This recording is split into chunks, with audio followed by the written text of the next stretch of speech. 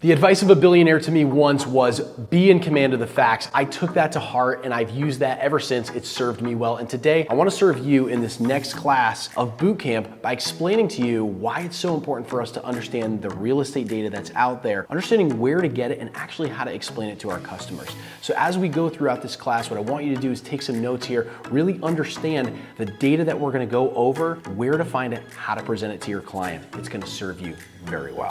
Okay, so let's get started. What kind of data are we going to talk about when we're getting into real estate? The first thing that we need to understand are some top 4 topics that are always showing up every single month in the real estate industry. We can look at them nationally, we can look at them statewide, but really what we want to do is get down to a granular level and look not only into the town, but even into the neighborhood. The data actually tells the story of what's happening in the neighborhood. And we're going to learn to understand how other economic factors affect what's happening in the real estate market, like inflation or like employment rates, why people are moving to specific areas around the country. But before we get there, before we can actually handle the objections from some of our sellers, or mainly the questions that they're going to have, we need to handle these big 4 topics. And the first thing that we're going to talk about today is the median sale price. Median sale price is that most common sale price that shows up. So if you remember from maybe middle school or even elementary school where they taught you about medians and averages, these are a little bit different. That median is what shows up the most. It's not going to be affected by the outliers that you would normally see with averages, where you might have some luxury listings or some properties that really need some work in that lower end price point affecting or pulling up and down the statistics here.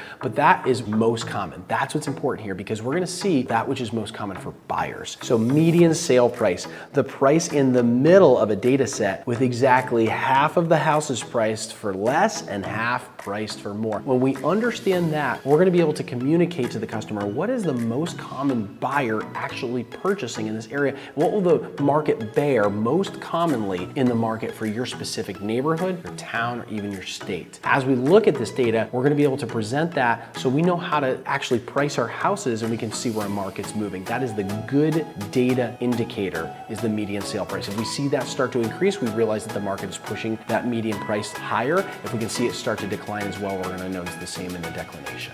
Another one of the big 4 data sets that we're going to be looking at is the days on market. This can be interpreted in a number of different directions. Number 1, you can actually look at when the property is coming soon to the market, when it actually hits the market, when it goes under contract, and when it actually closes. What are the days on market that we're talking about? We are typically talking about exposure time. So if you're taking notes, write down exposure time, and that's going to be the time on the market that it takes for a property to actually be marketed, not only receive offers, but actually have an accepted market offer. In that time frame, there could be other offers that get presented. After that time frame, other offers could still be presented, or you may still allow for showings. Many different people calculate this differently for days on market, but the majority calculate it from the day that a property is actually listed and available for showings to the day in which it goes under contract for an accepted offer. Our third term that we're going to be looking at for real estate terms is going to be closed sales. Now, this does not include the pending sales. Those are homes that have gone under contract yet have not closed yet. They're either in escrow or currently still being negotiated. Closed sales are just the properties that have closed within a specific period of time, whether that's year over year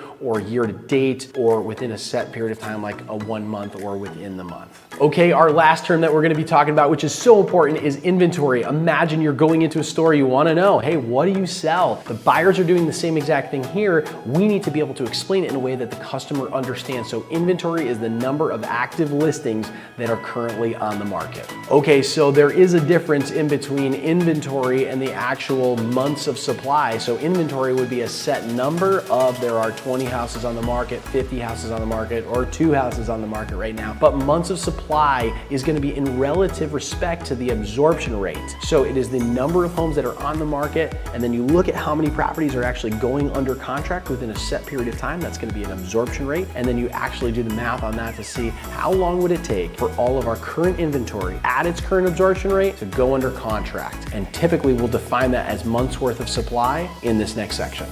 Hey, if that was a helpful video, keep watching for more content that I produce every single week about how to accelerate your career as a real estate agent or how to grow a profitable real estate team.